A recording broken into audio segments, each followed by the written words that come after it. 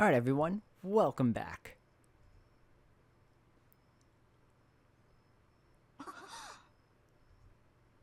I hear surprised voices. First is Saber, who's in front of me now. Then there's Tosaka, standing at a distance, looking aghast. And then for some reason, the girl calling herself Ilya stares down at me, dumbfounded. There's a gaping, ragged hole in the middle of my body. I'm on the ground. On the asphalt. There's only a little blood considering how big the wound is. I see some withered, branch-looking things and some shattered stuff. And man, that looks painful. All those parts scattered around.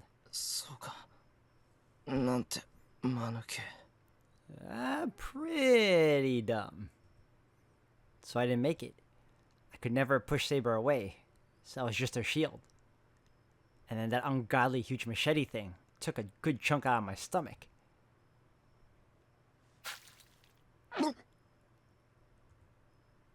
can't believe I failed at a time like this. I tried my best to be a hero of justice, but I screwed it all up when it really mattered.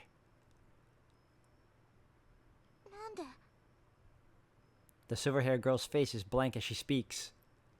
After standing there dumbfounded, she just says,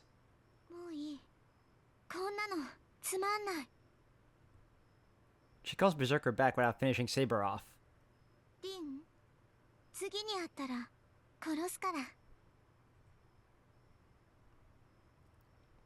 The girl leaves. After she disappears, I completely black out. Understandably so, too.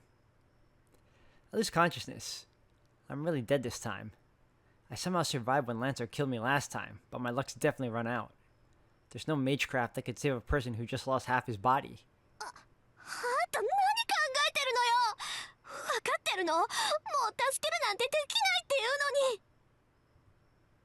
I hear a voice reprimanding me. It must be Tosaka. She sounds like she's really mad, and I feel bad. But I had no choice. I'm not good at everything like her. All I have to work with is my body. That's why. The only thing I could do was to risk it all using my own body.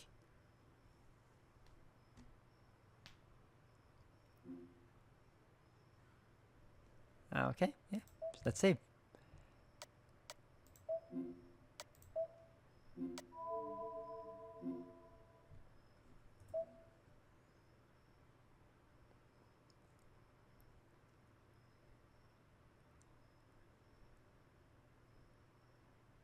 Partner.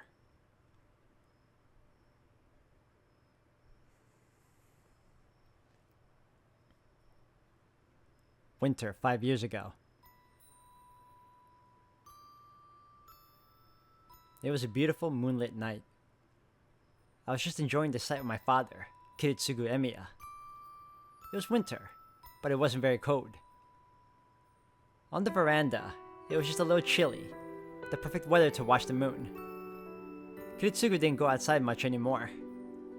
He rarely went out, and he spent most of his time lounging around the house. Every time I recall this, I still feel regret. Why didn't I realize that he was acting the way any creature does when they know their time is almost up?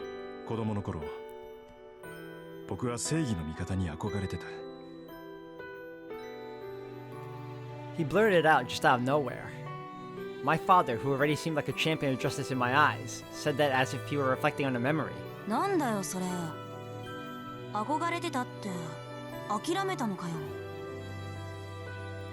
I asked, unable to completely hide my disappointment.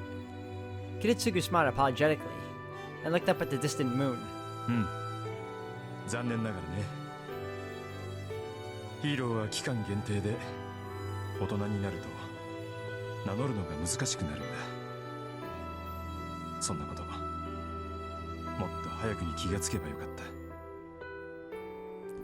That made sense to me. I wasn't sure why, but if Kiritsugu said it, then it had to be true.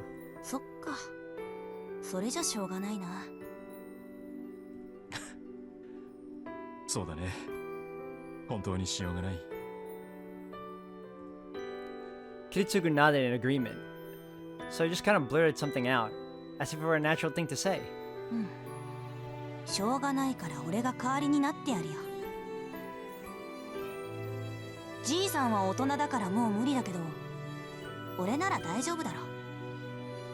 任せろって。じいさんの夢は。Because I'll make it a reality. The bold promise made my father smile. His face said everything I needed to know. Kiritsugu made a long contented sigh and whispered, ああ、安心した。 There, he closed his eyes, and so too his life came to a close. He looked so peaceful, like he was just gonna wake up in the morning, so I didn't think much about it. Maybe it was because by then, I was used to seeing death. On a winter night, the man I called my father looked up at the moon and entered a long sleep. The yard was dead silent, not so much as a single chirp from an insect. I still remember how fiercely my eyes blazed in the bright, clear night.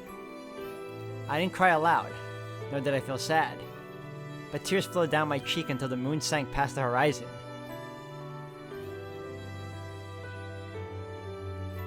This happened in the winter, 5 years ago. I probably cried 10 years worth of tears in that time, so after that, there's nothing left. Fuji and his dad took care of the funeral arrangements, and that's how I ended up living in the Emiya mansion all alone. Kiritsugu's passing didn't change anything for me. I was set on becoming a man who champions justice and does what's right, just like my father, so I didn't have the time to sit around. That's right. I never talk about this, but I still remember it. 10 years ago, a man saved me from a fire. He picked up a burned, dying child and carried him out of hell, weeping with joy. I've admired him ever since. Nobody saved me. I couldn't save anyone. In the ruins of the fire, there was only a boy who was saved, and the man who saved him. That's why I aspired to be like him. I wanted to become a hero of justice that saves people and doesn't let anyone die. That's who he wanted to be, and he passed this wish on to me before quietly letting the curtain fall. It's only natural for a child to follow in their father's footsteps. Shiro Emiya must become a hero of justice and save someone the same way that he was once saved. I swore to myself I would do it. I vowed to fulfill the dream of the man I most admired. But honestly, I didn't know how. What did Kiritsugu mean by doing the right thing and championing justice? How can I grow up faster? Is there some magical way to make Kiritsugu's dream of making everyone happy come true?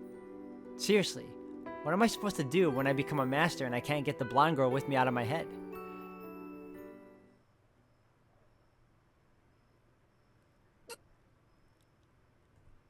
I wake up in my room.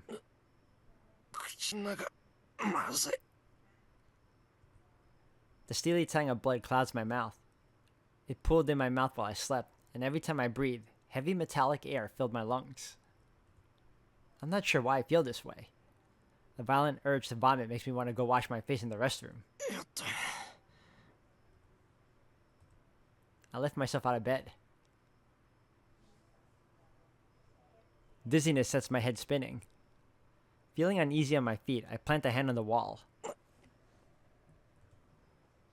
I try to move, but it only makes the nausea worse. No, it's more pain than nausea. My body feels sluggish, and my insides seem to churn whenever I move. I imagine this is about what it'd feel like if someone forced hot lead down my throat.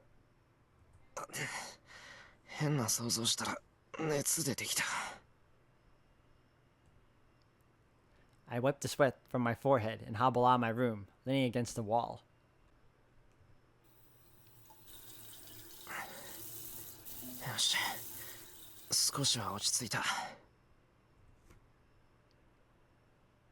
I wash my face and dry off my sweat-drenched body. Huh? For some reason, my abdomen is wrapped in bandages. I have no idea why, but I'll deal with it later.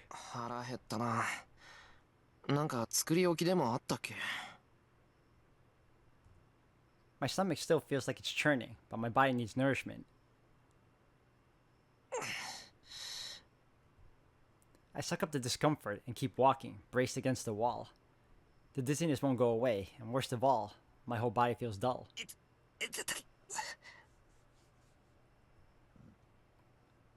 I keep moving forward, making pathetic noises along the way. What the hell did I do before I went to bed last night? I don't remember training strenuously enough to make my entire body ache. I reached the living room.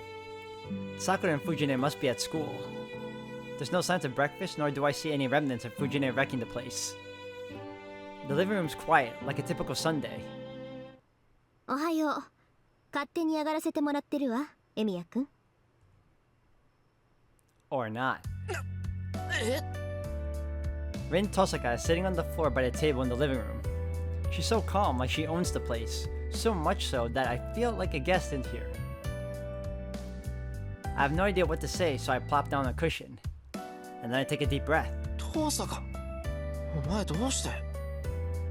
待った。その前に謝ってくれない？昨夜の一件についての謝罪を聞かないと落ち着けないわ。I can't even finish asking why she's in my house. Tosaka's glare is all I need to know how angry she is. She seems upset about something that happened last night, but what exactly? 待て。I remember now. Right, this isn't the time for me to be leisurely breathing in the morning air. I tried to help Saber and Berserker gutted me like a fish. The nausea returns. A chill grips my entire body as I remember the feeling of having a gaping hole in my body. Wait, that's weird. I should have died instantly. 変だ。なんだって生きてるんだ、俺。思い出した？昨夜自分がどんなバカをしでかしたかって。なら少しは反省しなさい。Tosaka huffs critically. That kinda ticks me off. My brain, frozen since seeing Tosaka in my living room, finally grinds into action. 何言ってんだ。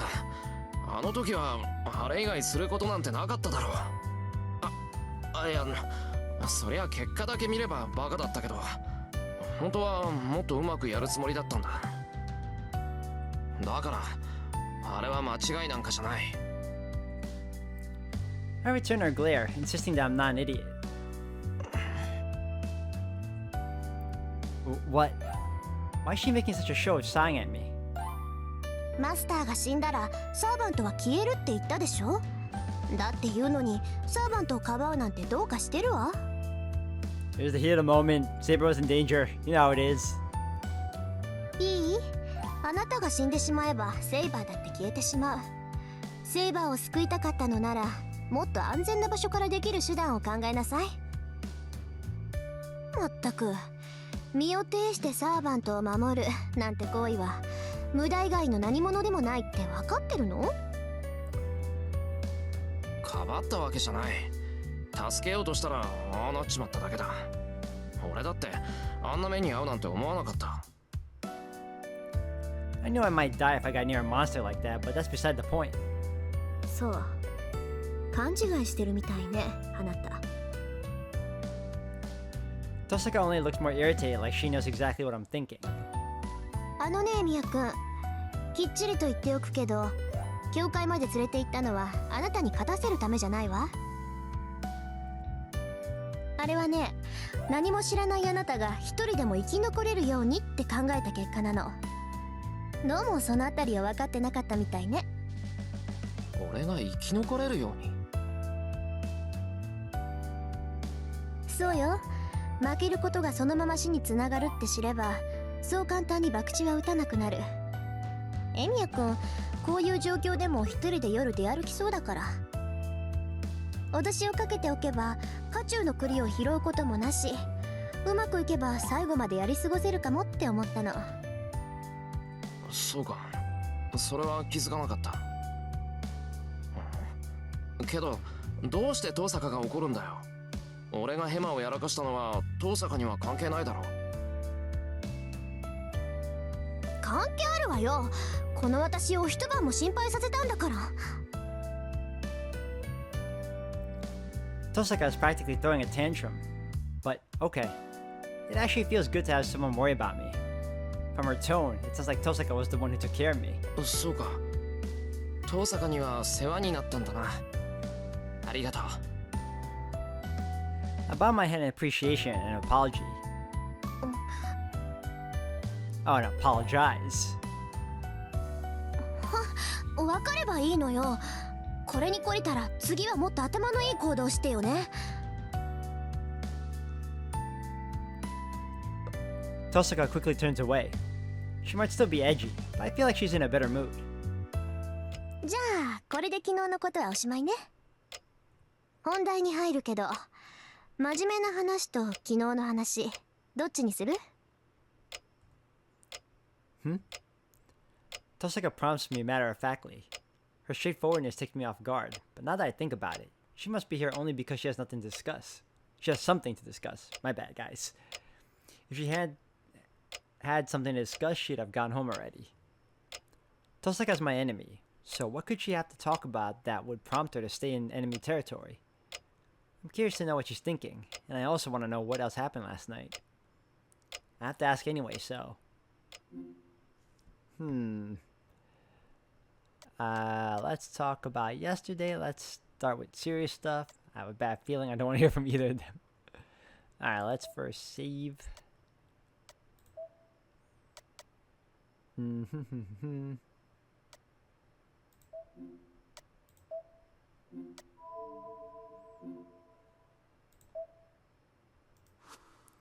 Let's talk about yesterday.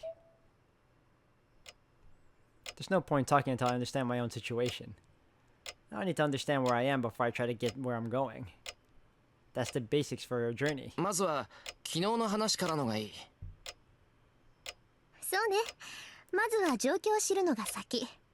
なんだ、まともに頭が働くじゃない、あなた。With a smug grin, Tosaka launches into a brief explanation of last night's events. Apparently, Berserker left right after I lost consciousness. Afterwards, my body started to heal on its own, and was back to normal after a few minutes. I was still unconscious, so Tosaka brought me here, and the rest was as I remember it. ここで重要なのは、あなたはあなた一人で生き切ったっていう事実よ。確かに私は手助けしたけど、あの傷を完治させたのはあなた自身の力だった。そこ、勘違いしないでよね。話を聞くとそうみたいだけど、なんだ、遠坂が直してくれたんじゃないのか。まさか死にかけてる人間を蘇生させるなんて芸当はもう私にはできない。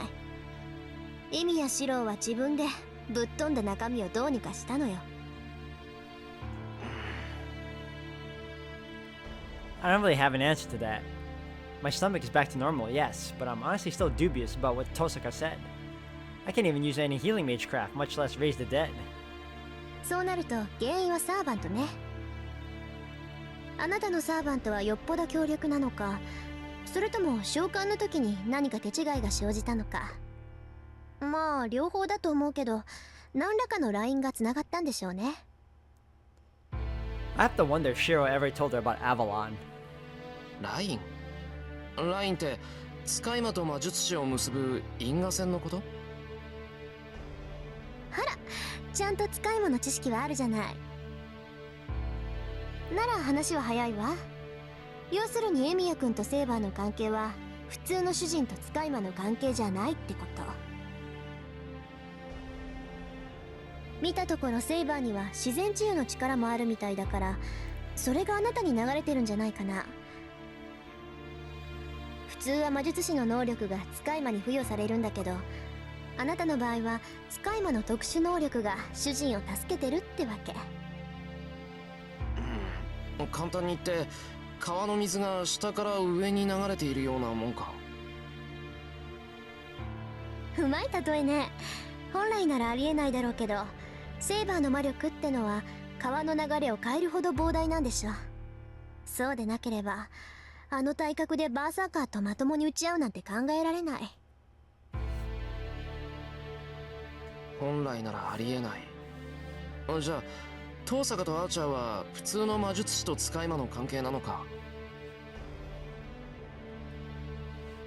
そうよ。人の言うこと全然聞かないやつだけど、一応そういう関係。マスターとサーバントのつながりなんてガソリンとエンジンみたいなものだもの。こっちが魔力を提供してあっちがそれを食べるだけ。まあ中には肉体面でもサーバントと共有して疑似的な不死を得たマスターもいたそうよ。サーバントが死なない限り自分も死なない。なんていうやつなんだけど。エミヤくん、人の話聞いてる？ああ、聞いてる。じゃあ父さんが、俺の体って多少の傷はほっといても治るってことか？あなたのサーバントの魔力を消費してね。理屈はわからないけど、原因がセイバーの実体化にあることは間違いないわ。あなたが自然治癒の呪いなんて習得しているはずはないから。当たり前だ。そんな難しいこと親父から教えてもらったことないからな。そうじゃなくて、そうだったら私が悩む必要はなかったっていうことよ。いいわ、あなたには関係のない話だから。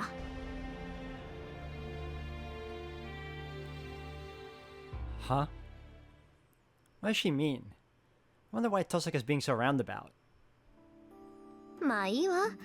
とにかくあまり無茶はしないこと。今回は助かったからいいけど、次にあんな傷を負ったらまず助からないはずだから、多少の傷なら治るなんていう甘い考えは捨てた方がいいでしょうね。分かってる。俺が勝手に怪我して、それでセイバーから何かをもらってるなんていうのは申し訳ない。バカね、そんな理由じゃないわよ。断言してもいいけど、あなたの傷を治すと減るのはセイバーの魔力だけじゃない。あなたそれ絶対なんか使ってるわ。寿命とか性分とか預金残高とか、ともかく何かが減りまくってるに違いないんだから。 Tosaka huffs once again, and I agree, but 父さんか、預金残高は関係ないのでは？関係あるわよ。魔術ってのは金食い虫なんだから、使ってればどんどんお金は減っていくものなの。そうでなければ許さないんだから、特に私が。Tosaka absolutely explodes with fury. It's odd, really. The more I talk to her, the more this Tosaka feels like the real one, while the girl at school feels like an act. Though I guess I already noticed that yesterday. まあお金の話は置いとくとして、次は真面目な話だけど、いいかしらエミヤ君。父さんがここに残った本題ってやつだろ？いいよ、聞こじゃあ率直に聞くけど、エミヤ君、あなたこれからどうするつもり？ Tosaka asks the one question I hoped she wouldn't. Actually, that's not entirely true. It's not that I don't want her to ask so much as I haven't really thought of my answers yet. What am I gonna do now? It's the question I want to ask. う。正直わからない。聖杯を競い合うって言うけど、魔術師同士の戦いなんてしたことがない。第一、俺は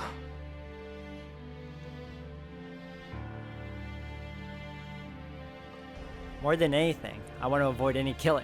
聖杯なんていう得体の知れないものに興味はないんだ。欲しくないもののために命を張るのはどうかと思う。言うと思った。あなたね、そんなこと言ったらサーバントに殺されるわよ。殺されるって、どうして？サーバントの目的も聖杯だから。彼らは聖杯を手に入れるという条件だからこそ、マスターの召喚に応じているのよ。サーバントにとって最も重要なのは聖杯なの。彼らは聖杯を手に入れる可能性があるから、マスターに従い、時にマスターのために命を落とす。だっていうのに、聖杯なんていらないよなんて言ってみなさい。裏切り者と切り殺されても文句は言えないでしょ。なんだそれ、おかしいじゃないか。サーバントっていうのはマスターが呼び出したものなんだろ？ならサーバントが無償で人間に従うなんて思ってたの？聖杯は手に入れた者の望みを叶える。それはマスターの守護者であるサーバントも例外じゃない。サーバントたちにもね、それぞれ何らかの欲望があるのよ。だからこそ彼らは本来ありえない召喚に応じている。聖杯を手に入れるためにマスターがサーバントを呼び出すじゃない。聖杯が手に入るからサーバントはマスターの呼び出しに応じるのよ。 The servants have wishes too. Does that mean Saber also has a wish she wants granted by the Holy Grail? だからサーバントはマスターが命令しなくとも他のマスターを消しにかかる。聖杯を手に入れるのは一人だけ。自分のマスター以外に聖杯が渡るのは彼らだって承知できないのよ。マスターと違ってサーバントには霊樹を奪うなんてことはできない。彼らが他のマスターを無力化するには殺す以外に方法がない。だからね、たとえマスター本人に戦う意志がないとしても戦いは避けられないのよ。サーバントに襲われたマスターは自分のサーバントでこれを撃退する。それが聖杯戦争なんだって綺麗から嫌っていうほど聞かされたでしょ。ああ、それは昨日の夜教えられたけど。 That means the servants must fight and kill each other. I thought it would have been enough as long as the masters made peace with each other and gave up the Holy Grail. But if servants answer the summons because they also seek the Holy Grail and will never give up until they have it, then battles between servants really are inevitable. But then, is the girl who fought so hard to protect me also here to fight, kill for, and may die? All for the Holy Grail? なんてことだ。英霊だかなんだか知らないけど、セイバーは人間だ。昨日だってあんなに血を流してた。あ、その点は安心して。サーバントに生死はないから。サーバントは絶命しても本来の場所に帰るだけだもの。英霊っていうのはもう死んでも死なない現象だからね。戦いに敗れて殺されるのは当事者であるマスターだけよ。いや、だからそれは。 Even if their deaths are figurative, it doesn't change the fact that something which takes form of a human dies in this world. 何、人殺しだっていうの？魔術師のくせにまだそんな正義感振り回してるわけ？あなた。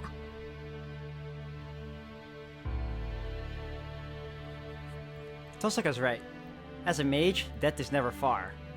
I understand that fact, and I've long since resigned myself to it. But I'm not strong enough to be the judge of when and where other people should live or die. 当然だろう。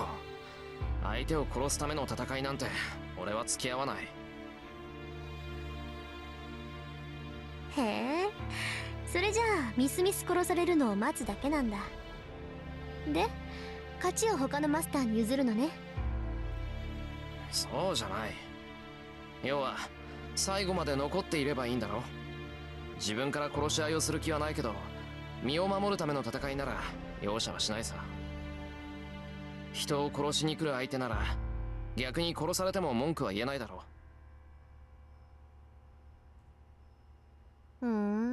受けに回るんだ。それじゃあ他のマスターが何をしようが傍観するのね。例えば昨日のあいつが暴れ回って町の人間を皆殺しにしても無視するってわけ？ The thing from yesterday.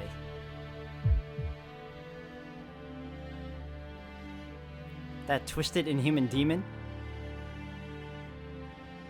It's strong enough to level a house with a single blow. If it set its mind to it, I'm sure it could destroy all of Miyama overnight. To make matters worse, servants can turn to spirit form. Humans who lack the ability to sense the supernatural can't even see them. But as soon as servants materialize, they can interact with the physical world. You could say they're the ultimate weapons. No modern technology or weaponry can affect the spiritual form. Our attacks don't work on them, but they can hurt us. It's a depressingly one-sided arrangement. From a normal person's point of view, servants may as well be natural disasters. When people die to an invisible killer, those deaths will just be treated as accidents or natural causes.